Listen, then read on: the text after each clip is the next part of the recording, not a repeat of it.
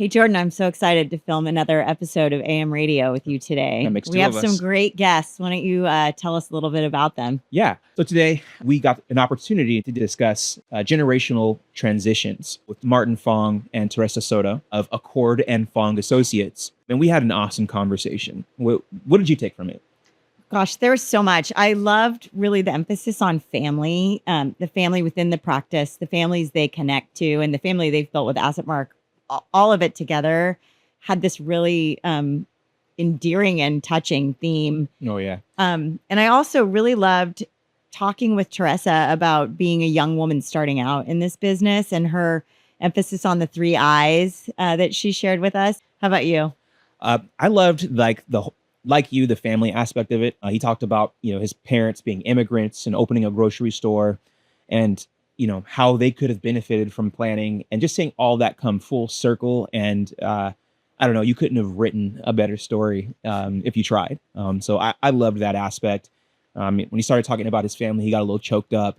He almost got me. I know. I had to hold back. Yeah. Very excited for this podcast. Yeah. I think that a lot of advisors can learn a lot from their story. They're dynamic together. And they say sometimes you should not go into business with family, but they're proving that you absolutely should. I'm excited about it. Yeah, let's get into it. I'm Jordan Harrison. And I'm Ann Huchingson. And this is AM Radio. Today, we have Martin Fong, Taressa Soto on with us, who are both AssetMark advisors. And it's absolutely our pleasure to have you on with us today. Thanks for having us. Yeah. Thank you. Welcome. I would love to know about kind of how you got into the business. Sure. What made you become a financial advisor? What made you fall in love with it? Because you're still doing it. I think we have to go way back to really my childhood. My parents were immigrated here, late 50s, early 60s from Hong Kong.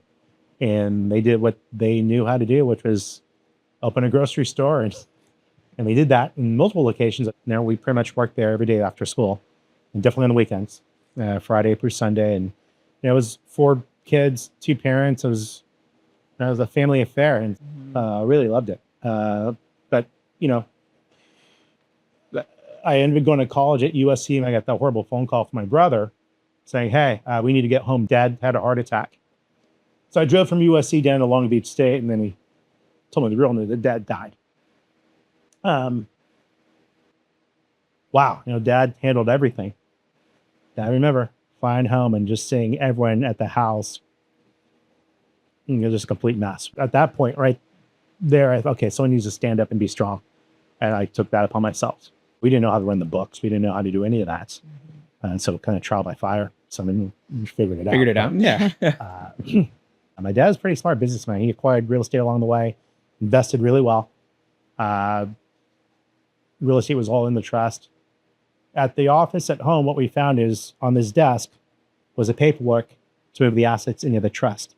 He just ran out of time. Oh, man.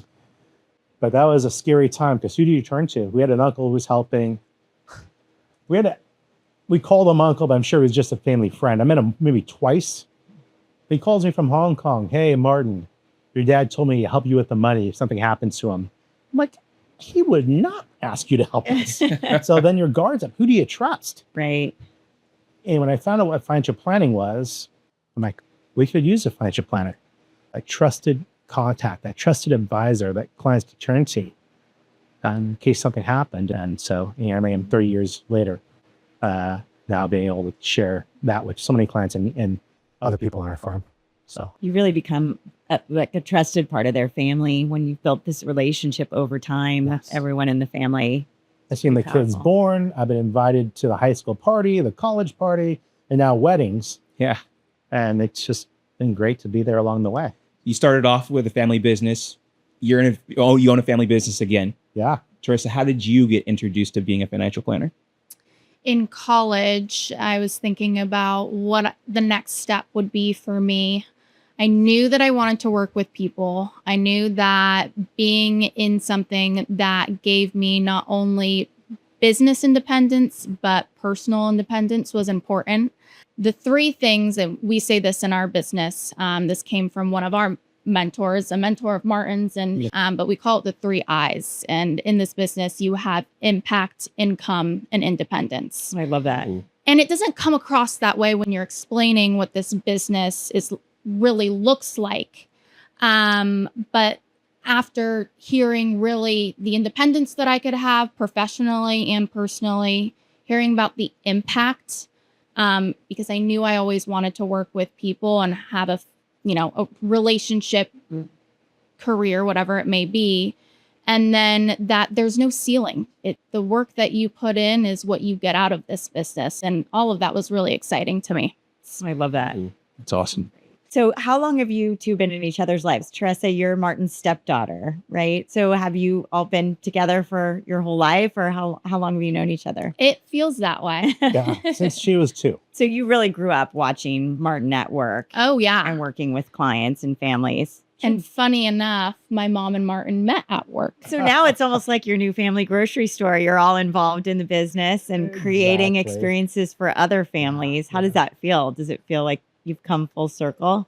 I think like most kids, you're just moving through the world in your own little bubble, especially high school and college. But it's not until you really get to college where you kind of have a reality check of, well, what's my next step?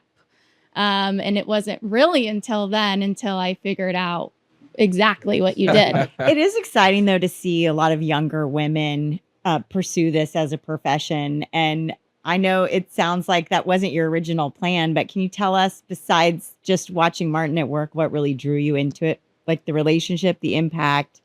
Yeah.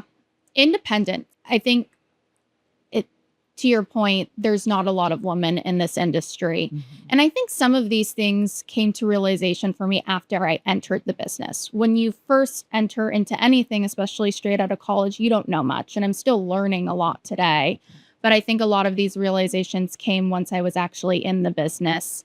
And it's really the independence that I have, like I mentioned earlier, just professionally and personally. Professionally, you get to build the business in the way that fulfills you. You get to work with the clients that fulfill you. And that's huge. You get to make those decisions every day. And then personally, it's a little bit tied to the income. And so not having that ceiling and being able to push through any barriers and allow yourself to really have independence outside of work as well through this profession is really empowering. Yeah. Taressa, you mentioned, the ability to build your business the way that you want to, and that's kind of what drew you to this business. Martin, you started your firm 20 plus years ago. How did you build your business? What is your brand? Great question. So the first 10, 12 years of my career was really enrolling clients in 403Bs, doing account reviews, but through the account review process, also doing comprehensive financial planning, recommending, trust, wills, titling, so having things joint, maybe in a trust or TOD or community property. And I thought, okay, well, I'm a trained financial planner. Well, let's just keep doing financial planning. And the business just took off. And the good news about that, I got to go a lot deeper with clients. And then the referrals started happening. So when I started with Steve Acord, there was 4 of us, Steve, Rod Acord, and myself as the advisors, and 1 assistant. You fast forward to today, Acord and Fong Strategies is now, I think, 27 or 28 advisors and staff out of several offices in California with a little over $2 billion under management. So wow. It's been very rewarding. Yeah. Just helping the clients transition, having them save towards retirement, and then we get them through retirement. And then how do we handle generational wealth? It's just been a pure blessing to be part of that journey with the clients. And that's where Taressa has been instrumental of working with that, next generation as I continue to work with their parents. Yeah. And start talking about, generational wealth distribution strategies. What's interesting, you have kind of a double layered generational practice. You have the generations of your clients, and then you have generational practice within your firm. Yes. So have you started talking about what a generational transition would look like for the business? A little bit. I still love this industry. I don't have any hobbies. It's a problem. She has 3 younger brothers and sisters, 15, 12, and 5. So I'm the old dad. Okay. Got a little ways to go. Yeah. Yeah. So I enjoy what we do. Do I see a transition in the next 5 to 10 years? Perhaps. It's then the transition be just me slowing down, but still being involved. Because again, the impact that Teresa described, it's priceless. What the feeling you get from helping people, it's just tremendous. Again, I've also had a lot of clients who passed away the last year and a half. And now I'm working with the next generation along with Teresa. And they'll oftentimes, they said, you know what? We don't really know what's going on, but our parents always trusted you. And so you just tell us what we need to do. And so now, Teresa's there for the transition with me. And it's been nice. Yeah. So we have a team as well. And but at this point, Teresa's building the business the way she wants. And then she'll have some more responsibilities down the road. Yeah. If I don't have a great relationship with the kids, no relationship at all, Teresa's taking over that next generation. I'll be there for the intro. But she's done a phenomenal job working with the next generation, and as they navigate new jobs or they get married, Teresa's there to advise them. So I'll probably let you speak more to that than me. Yeah. But she's been working with more of the children of our clients. I think it depends on what generation we're talking about as well, because we're working with, or Martin's working with, a lot of the older generation. So even their kids are older as well. You're an up and coming advisor. Do you find it challenging to work with the older generations, or is it hand in glove kind of fits still? No, I actually find it a bit easier to work with the older generation than the younger generation. And I think it's because the older generation has been around the block, whereas the younger generation, they're just starting out. And a lot that we have to do is education. And we're educating the older generation as well. But I would say first and foremost, it's educating the younger generation. And then it's the hurdles for them to actually implement. A lot of times they're also thinking in the short term, which is something that we should be thinking about, but a balance between the short term and the long term and putting a plan in place for both of those. Why don't you speak about the ACE program? Yeah, so there is a program that myself and a few other younger advisors that came into the business put in place. It's called the ACE program. It's an acronym: Awareness, Coaching, and Engagement. And it's a 3-step program, but it's not, you don't have to go through the program in sequence. It's really wherever the client may fall in terms of the program. Awareness, that's pretty straightforward. They need some education on stocks, bonds, savings accounts, high yield savings, maybe saving for their first home. Coaching, that is more so one-on-one coaching on maybe some objectives that they have. They want to buy their first home. They're saving for maybe their first child. They need some more guidance on how their employer plans work and how they really should be saving outside of their employer plans as well. And then engagement is really maybe someone who's already taken the initial steps. They have some foundational savings, but they really need a plan to be implemented. And so it's a program that's created for really anyone at any stage and one-on-one guidance. Yeah. I love that. I feel like often as financial advisors, we're helping people who might already have accumulated wealth. And so getting in front of clients when they're starting out and helping them build that foundation seems like a really impactful way to start a career too, to help get clients that are, building wealth instead of taking it out on retirement, right? So that's a really exciting opportunity and program. Yeah. Sounds great. Teresa, I was wondering, have you found it to be an advantage or a benefit being a woman in this business? Yeah, I would say our business is built on relationships. And I think sometimes there are personality traits that women have that are easier for some clients to connect with. I think there's a statistic that says that most clients would like women advisors. And I think that's an interesting statistic, just given how very few there are in our industry. Martin, Teresa, as we move towards the end of our time with each other, just wondering if there's any words of wisdom you guys would like to impart to any advisor who's, or maybe already in the industry, but thinking about, succession, or maybe even an advisor who's just getting started. What would you tell them? Yeah, I think we're in this. I know we're in this industry for us is because we care. We care about our clients. I mean, it's a cliche, but they're like family. I tell them, we always tell them, we lose sleep over your money more than you do.